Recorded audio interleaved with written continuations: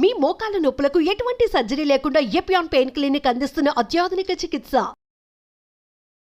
మనకి రోజుకి ఒక గంట మన ఫుడ్ కోసము మనం షాపింగ్ చేసుకోవటము, అది నానపెట్టుకోవటము, మొలకలు పిలిపించుకోవటము, గ్రైండింగ్ చేసుకుని పులవబెట్టడము, తర్వాత వంట చేసుకోవటము, రోజుకి ఒక గంట అది కంపల్సరీ మనము మన మీద కేటాయించుకోవాలి. అది మగ ఆడ అందరికీ మన పిల్లలకు కూడా నేర్పాలి. కరెక్ట్. ఓకే, పిల్లలకు నేర్పాలంటే గుర్తొచ్చింది, మనం తిన్నదే కాదు, మనం ఇందాక చెప్పినట్లు ఇంకోటి ఉంది, ఎలిమినేషన్ అన్నది.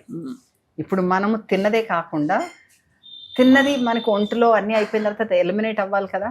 సో టాయిలెట్ గురించి, మనం ఎలిమినేషన్ గురించి, బాత్రూమ్ పొద్దున్న బౌల్ మూమెంట్స్ గురించి బౌల్ మూమెంట్ గురించి మాట్లాడటం అనేది ఒక ట్యాబు.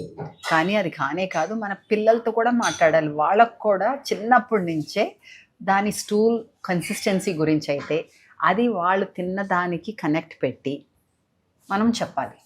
అలాగే మనం కూడా గమనించుకోవాలి. అదే ప్రతిసారి ప్రతిరోజు వెళ్ళిపోవాలి. అప్పుడే you are naturally detoxifying everyday. That's a beautiful point. అది సో అది చేసుకోవాలి. దెన్ మూడోది, ప్రతి భోజనంలోనూ కూడా ఇన్నేసి కూరగాయలు తినేసేయండి. ఒకప్పుడు కూరగాయలు పచ్చి అవ్వండి, ఆవిరికి పెట్టినవి అవ్వండి, తినాల్సిందే. ఏంటి మీరు కూర పప్పుచారులో ఇన్ని కూరలు ఉన్నాయి అంటే అది వేరు ఇది వేరు, ఇది కూడా తినాలి. తర్వాత భోజనం చేసిన తర్వాత కొంచెం నడవాలి. నీళ్ళు తాగచ్చా? కొంచెం ఎక్కువ తాగకూడదు. ఎక్కువ తాగకూడదు తినేటప్పుడు. నేను పెట్టేసా ఒక అరగంట ముందు అరగంట తర్వాత తాగొచ్చు. ఇదిగో అలాగే ఎక్కువ కారం ఉందని చెప్పేసి అలాంటి దానివల్ల, అందుకే ఎక్కువ విపరీతమైన మసాలాలు కారాలు కూడా ఉండకూడదు. ఎందుకంటే మనం వెజిటేబుల్స్ తిన్నాం అనుకోండి, అందులో దాంట్లోంచే హైడ్రేషన్ వస్తుంది. తెలుసా, మీరు ఇలా మంచినీళ్ళు తాగిన వల్ల కొందరు అంటారు చాలా మంచినీళ్ళు తాగుతాను అయినా సరే నా స్కిన్ డ్రై ఇది ఇట్లాగా అనేసి. దాంట్లో ఉన్నది చాలా తక్కువ పర్సెంట్ మనకి హైడ్రేషన్ కింద పనికొస్తుంది, మనకి కూరగాయల్లో రావాలి. సో మీరు ఈ సంవత్సరంలో అలా తింటము, ఎలిమినేషన్ గురించి, మూవ్మెంట్ గురించి, నిద్ర మీద ఫోకస్ చేయండి. రోజుకి ఒక అట్లీస్ట్ 10,000 స్టెప్స్ ఉండాలి. అంటే 5 కిలోమీటర్లు నడిచినంత పని పెట్టుకోవాలి. ఒక 30 ఏళ్ళు దాటినాయి, 40 ఏళ్ళు దాటినాయి అంటే కొంచెం బరువు పనులు కూడా చేస్తే పని మంచిది. మీరు పొలంలోకి వెళ్ళి చేసుకుంటారో, జిమ్లోకి వెళ్ళి చేసుకుంటారో, మీ బాడీనే యూజ్ చేసుకుంటారో, మొత్తం మీద వెయిట్ లిఫ్టింగ్ అట్లాంటివి కూడా చేసుకోవాలి. సో ఈ 5 స్ట్రెస్ని మేనేజ్ చేసుకుంటూ, స్ట్రెస్ని ఎట్లా మేనేజ్ చేసుకుంటాము? బ్రీదింగ్, డీప్ బ్రీదింగ్, ప్రాణాయామ, సుఖ ప్రాణాయామ అవ్వచ్చు, అనిలోమ్ విలోమ్ అవ్వచ్చు, కపాలభాతి, భాస్త్రిక, భ్రామరి అన్నీ చేసుకోవచ్చు. మీకు ఇవన్నీ కుదరలేదు అంటే నా పర్సనల్గా అయితే బెడ్ టైం రొటీనే కుదిరింది ప్రాణాయామకి, మెడిటేషన్కి. సో అప్పుడు మనం భాస్త్రికను కపాలభాతి చేసుకుంటే మనకి బేసిక్గా కూర్చుంటాం. అందుకని ఊరికే సుఖ ప్రాణాయామ చేసుకుని ఒక పావు గంట అలా చేసుకుని పడుకుంటే మంచిగా నిద్ర వస్తుంది. సో ఫోకస్ ఆన్ నిద్ర, stress management, movement, what you're eating, what you're eliminating, and what you're including in your relationships, and what you're saying that I don't need this. Super. I love that. Sridevi, ఇంకా మీరు దొరికారు కాబట్టి అడక మానలేకపోతున్నాం. ఈ fertility సమస్యతో చాలా మంది, అంటే ఇన్ఫర్టిలిటీ ఉన్న వాళ్ళ సంఖ్య పెరిగిపోతుంది. ఇదివరకు అంత natural child birth, pregnancy, conceiving ఇవన్నీ అసలు 10 మంది గంపెడు పిల్లలు ఉండేవాళ్ళు ఇంట్లో. ఇప్పుడు మామూలుగా యంగ్ కపుల్స్కి వస్తున్నాయి. మరి ఫుడ్ ద్వారా దాన్ని సెటరైట్ చేయొచ్చు. బికాజ్ ఐఎమ్ ష్యూర్ మీ ఎక్స్పీరియన్స్లో మీరు చాలా మందికి రివర్స్ చేసి ఈ ప్రాబ్లమ్ని ఈజీ, బికాజ్ ఎవ్రీబడి ఇన్ఫ్యాక్ట్ ఇన్ఫర్టిలిటీని తీసేసే డాక్టర్లు కూడా చెప్తున్నారు ముందు we try to correct their lifestyle అని. So why do we have that and what is the solution? What are your quick tips for this? 100% మన లైఫ్ స్టైల్స్ వల్ల. Right, ప్రతి వీరికి ఒక ఫర్టిలిటీ క్లినిక్ ఉంది. అసలు ఎంత దౌర్భాగ్యం, అంతే కదా. అంత న్యాచురల్ విషయంలో మనకి ప్రాబ్లం ఉంది అంటే మనము బేసిక్స్లోనే తప్పుదారి పడుతున్నాం. అవును. సో దానివల్ల మీరు అన్నట్టుగా డాక్టర్లే చెప్తున్నారు. సో లైఫ్ స్టైల్స్ని కరెక్ట్ చేసుకుంటే మాకు వైబ్రెంట్ లివింగ్లో నా పర్సనల్ కన్సల్టేషన్లో ఎన్ని సక్సెస్ స్టోరీస్ ఉన్నాయి.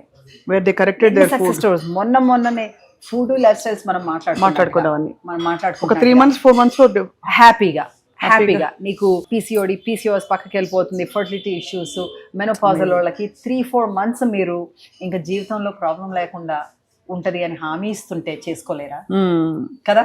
అంతే. సో నాకు మొన్న కూడా, సో 2 పిల్లలు ఉన్నారు ఇప్పుడు. సో ఫోటో పెట్టింది 2 పిల్లలది. ఫస్ట్ డాక్టర్లు నువ్వు ఫర్టిలిటీ ట్రీట్మెంట్ తీసుకోకపోతే జరగదు అన్నారు. అని చెప్పేసి కన్సల్టేషన్కి వచ్చింది. ఇది ఎప్పుడు ఆల్రెడీ ఒక 6-7 years ago. వచ్చిన తర్వాత తీసుకున్నది. కొన్నాళ్ళ తర్వాత సక్సెస్ మేడం ఇట్లా అనుకుంటూ హ్యాపీగా చెప్పుకుంది.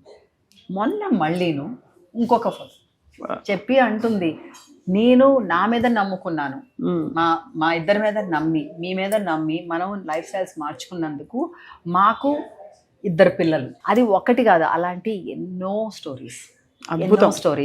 నిన్న అమెరికా నుంచి ఒక అతను ఆన్లైన్లో కన్సల్టేషన్ తీసుకుని ఇక్కడే వచ్చారు. నన్ను చూసినందుకు మాట్లాడారు అనమాట. చెప్తున్నారు ఆ ఊర్లో అంట, ఇది సియాటల్లో అనమాట, ఎంతమందికి ఉపయోగపడ్డారో మీరు, నేనే కన్సల్టేషన్ తీసుకున్నా, మీ ఆన్లైన్ ప్రెజెన్స్ వల్ల ఎంతమందికి ఉపయోగపడుతున్నారు నేను చెప్తున్నానని కాదన్నట్టుగా చెప్తున్నారనమాట.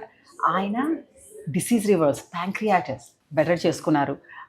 ప్రీ డయాబెటిక్ ఉండేవాళ్ళు, no problem, weight no problem. ఆయన అన్నారు 40 years వచ్చేటప్పటికి ఏంటో పెద్ద నాకు లిస్ట్ వచ్చేసింది ప్రాబ్లమ్స్, అలాగ అంటారు, నాకు వస్తుంది అనుకోలేదు, అన్నీ వచ్చేసినాయి. 2 సార్లు కన్సల్టేషన్ తీసుకున్నారు over the years. He's telling me nothing is wrong with him and his family. ప్రతి వారము మీరు ఇచ్చిన రెసిపీస్ కోసం వెయిట్ చేస్తాము, మేము అక్కడ చేసుకుంటాము అని చెప్తున్నారు. ఏంటంటే మనము ఆ 15 ఏళ్ల క్రితము మా టీవీలో చేసినప్పుడు, my God what a journey, అదే వాట్ ఎ జర్నీ మా టీవీలో. సో ఏంటంటే అప్పుడు జనరేషన్ వాళ్ళు, ఇప్పుడు ఆల్రెడీ 3rd generation. అక్కడ తల్లితోటి స్కూల్ నుంచి వచ్చిన తర్వాత చూసిన వాళ్ళు ఇప్పుడు పిల్లల్ని ఎత్తుకుని వచ్చి మిమ్మల్ని అక్కడ చూసేదాన్ని నేను మా టీవీలో, అమ్మ పక్కన కూర్చొని, తర్వాత హౌ వాళ్ళకి ఇన్స్పైర్ అయ్యి, వాళ్ళకి అవసరమైనప్పుడు అందరికీ కావాలి. అవునవును, అందరికీ కావాలి. సో వాళ్ళు ప్రెగ్నెన్సీలు ఇవన్నీ. సో ఇన్ఫర్టిలిటీ అన్నది మనకి చాలా వరకు 90% మన లైఫ్ స్టైల్స్ మీద ఆధారం ఉంది. గబుక్కుని వెళ్ళిపోయి నాకు ఆ ట్రీట్మెంట్ కావాలి, ఈ ట్రీట్మెంట్ కావాలి అని ఏమి వెళ్ళిపోకల్లా. కానీ ఎందుకు వెళ్తాం మనం అట్లాగా? ఈజీ సొల్యూషన్ అనుకుంటున్నారు. కాబట్టి దీనికి పేషెన్స్ అండ్ టైం అండ్ దీనికి టైం ఇవ్వాలి. నేను ఏంటి నీకు కావాలి అనుకున్నాక వెంటనే అవ్వకపోతే 1 సంవత్సరం ఇవ్వండి అమ్మా మీకు టైం అంటున్నా, రైట్?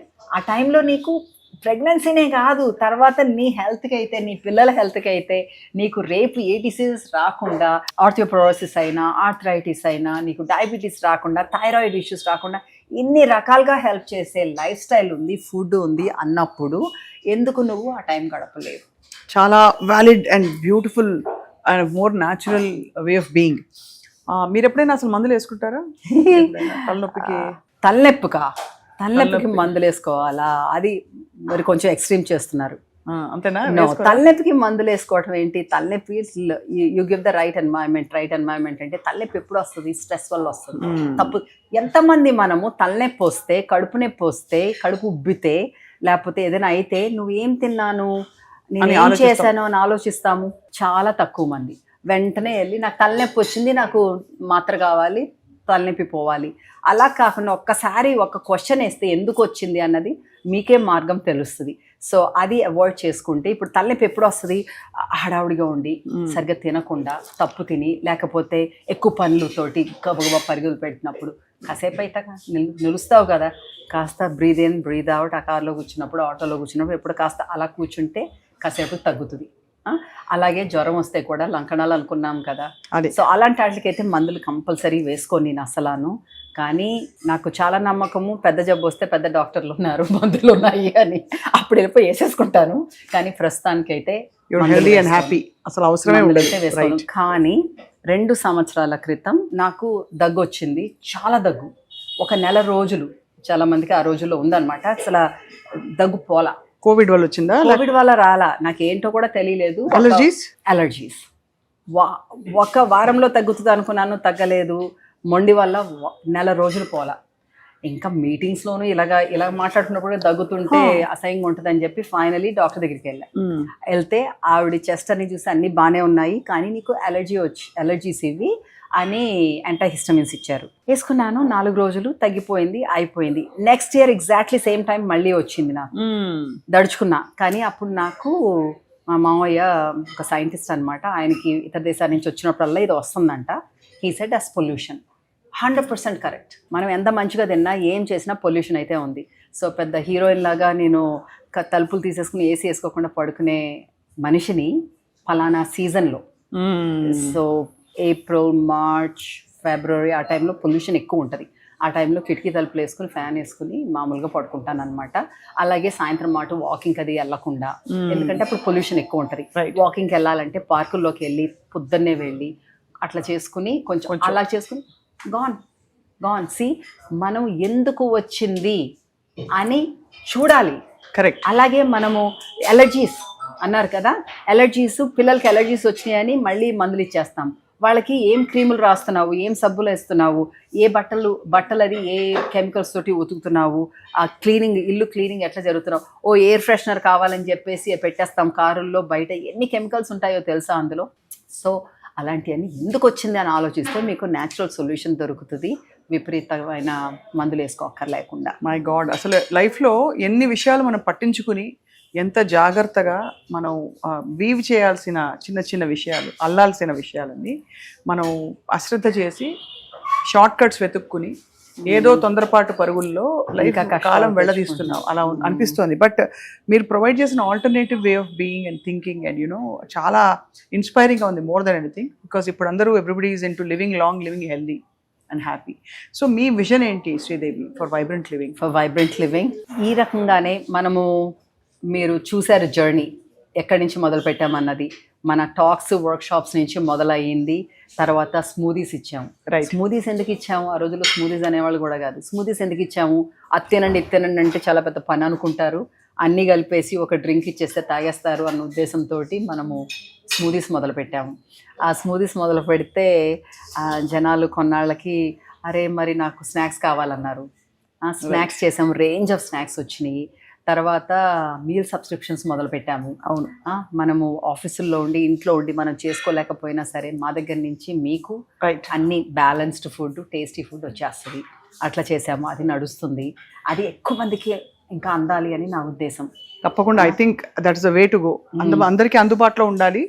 అందరికీ అందుబాటులో ఉంచుకోలేని వాళ్ళు ఎలా చేయాలో మీ దగ్గర నాలెడ్జ్ అయితే పొందొచ్చు, అది తీసుకోవచ్చు. ఇంకోటి ఏంటంటే అపోహ అయిపోయింది హెల్తీ ఫుడ్ ఎక్స్పెన్సివ్ అనేసి. వాళ్ళ అర్థం కాదు ఏంటంటే ఫస్ట్ ఆఫ్ ఆల్ మనం హెల్తీ ఫుడ్ ఎక్స్పెన్సివ్ అయితే మందులు ఇంకా ఎక్స్పెన్సివ్, హాస్పిటలైజేషన్ ఇంకా ఎక్స్పెన్సివ్. అదే కాకుండా ఎక్స్పెన్సివ్ దేంతో కంపేర్ చేసుకుని, నీ బట్టలతో కంపేర్ చేసుకున్నావా, నీ వాచ్లతో కంపేర్ చేసుకున్నావా, నీ నగలతో కంపేర్ చేసుకున్నావా, నీ ఫంక్షన్లు, పెళ్ళిళ్ళు, ఇల్లులు వాటి మీద కంపేర్ చేసుకున్నావా? ఏది ఇంపార్టెంట్ నీకు? మన ఆరోగ్యం, మనం ఉండటమే కదా. అలాంటప్పుడు నీకు లిటరలీ నీ ఫుడ్ కోసం నేను డబ్బులున్న వాళ్ళు కూడా నేను ఫుడ్ కోసం లెక్క పెట్టడం చూశాను. వాళ్ళు వచ్చేది ఒక ఫ్యాన్సీ బ్యాగ్ తోటి వస్తారు, ఫుడ్ కోసం లెక్క పెడతారు. రైట్? ఈవెన్ పోనీ అంత డబ్బు ఉన్న వాళ్ళు కాదు, మధ్యవర్తులు అనుకున్నాం, వాళ్ళు కూడా పిల్లల పెళ్ళిళ్ళ కోసం, చదువుల కోసం ఇంతంత డబ్బులు పాపం దాస్తారు. అంత నువ్వు పిల్లలకి మంచి ఆరోగ్యం ఇస్తే, వాళ్ళకి మంచి అలవాట్లు నేర్పిస్తే వాళ్ళ డబ్బులు వాళ్ళే సంపాదించుకుంటారు. కరెక్ట్. వాళ్ళ పెళ్ళిళ్ళు వాళ్ళే చేసుకుంటారు, హ్యాపీగా ఉంటారు. వాళ్ళ ఫుడ్ కోసం డబ్బులు పెట్టాలి మనకి. అదే కాకుండా మీరు అన్నారు చాలామంది ప్రాముఖ్యులు మీ దగ్గరకు వస్తారు, వాళ్ళు ఫుడ్ తీసుకుంటారని. దానివల్ల కూడా అనుకుంటారు మన ఖరీదు ఎక్కువ అని. అది యాక్చువల్లీ అలా కాదు. నువ్వు ఒక్కసారి రేట్లు చూడండి, మీరు ఫుడ్ ఎంత ఖర్చు పెడతారు, ఫుడ్కి మీరు బయట ఎంత ఖర్చు పెడతారు, ఇక్కడ ఎంత ఖర్చు పెడతారో చూసుకోండి. అప్పుడు కంపేర్ చేసుకుని మీరే చేసుకోండి. బ్యూటిఫుల్. ఓకే. సో ఈ ఫుడ్ మీల్ సబ్స్క్రిప్షన్స్ అన్నది ఇంకా మనకి కార్పొరేట్స్కి అయితే, ఆఫీసులకి అయితే, ఇళ్ళకైతే అందరికీ వెళ్ళాలి అన్న ఉద్దేశం. ఎందుకంటే ఇప్పుడు అనుకున్నాం కదా సంవత్సరం పొడుగునా మీరు ఇలాగ తినండి మీకు ఇలాగ వస్తుంది అనేసి. కానీ వాళ్ళు ఓకే తినాలని ఉంది కానీ నాకు చేసుకోవటం రాదు, టైం లేదు, అట్లాంటి వాళ్ళు కూడా మనం అందుబాటులో ఉండాలని. రెండోది, ఇప్పుడు మనము 2-3 లొకేషన్లు ఉన్నాయి, అలాగే ఇతర సిటీస్ కూడా రావాలి అని చాలా మంది అడుగుతున్నారు. రైట్. సో మనము అక్కడ కూడా మనలాంటి పిచ్చి వాళ్ళు, మనలాంటి ఇంట్రెస్ట్ ఉన్న వాళ్ళతోటి మనము కొలాబరేట్ చేసుకుని అక్కడ కూడా పెట్టాలని అయితే ఉంది. దానికోసం అంటే మనం స్ప్రెడ్ మనం సొంతంగా టైం అన్ని చోట్ల ఉండలేము కదా. అవును. అది అలాగే ఇతర దేశాల్లో కూడా చూద్దాము. అలాగే మన స్నాక్ ఐటమ్స్ అండి, స్నాక్ ఐటమ్స్ ఇంకా హ్యాండీగా ఉండాలి అని చెప్పేసి మనము ఇంటర్నేషనల్ సర్టిఫికేషన్స్ తోటి అన్నిటితోటి క్లీన్ రూమ్ ఫెసిలిటీ ఉన్న ప్రొడక్షన్ ప్లాంట్ ఒకటి పెట్టాము ఈ మధ్యన, మన అవుట్ సైడ్ ఆఫ్ ఒక ఫామ్ మధ్యలో. రైట్. అక్కడ అన్నీ తయారవుతున్నాయి. దాంట్లో మనం కొత్త రేంజ్ ఆఫ్ స్నాక్స్ కూడా ఇంకా వెరైటీ అందుబాటులోకి తీసుకురావాలి, అందరికీ అందుబాటులో ఉండాలని కోరిక. అసలు అమేజింగ్గా ఉంది మీ జర్నీ, వెరీ ఇన్స్పైరింగ్. ఫుడ్తో మీ ప్రయాణం, లైఫ్తో అండ్ చెట్టు చేమ అన్నీ కలిసి మనం హాయిగా సహజీవనం చేయొచ్చు ప్లానెట్ మీద.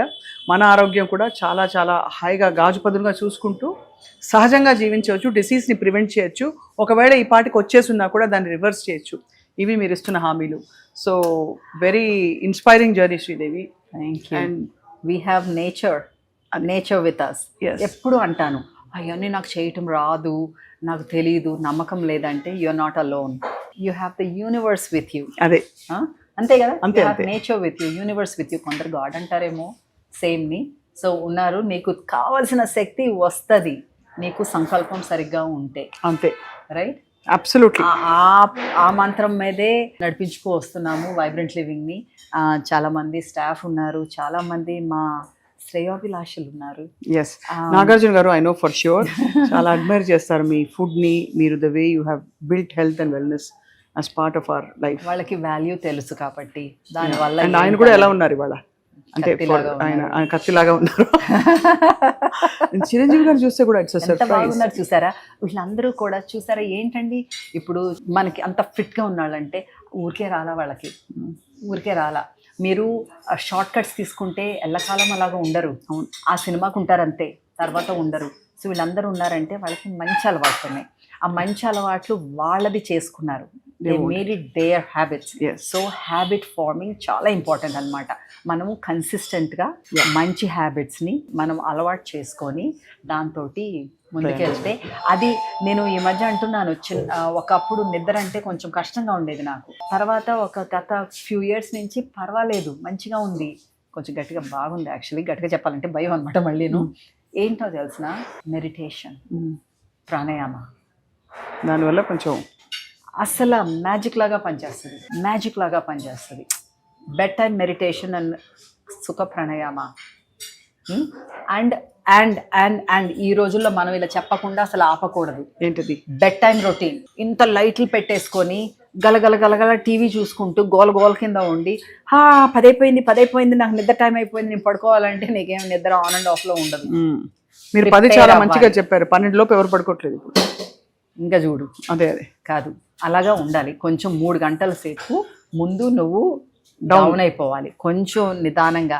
అలాంటివి చేసుకుంటూ ఉంటే నీకు మంచి నిద్ర వస్తుంది, క్వాలిటీ స్లీప్ వస్తుంది. డెఫినెట్లీ. అలాగే 3-4 గంటల ముందు తింటాం ఆపేయాలి. చాలా అసలు ఎంత treasure of knowledge you are Sridevi.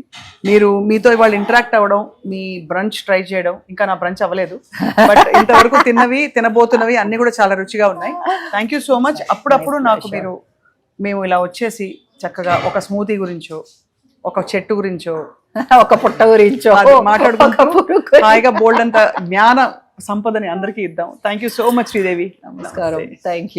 Thank you for having me.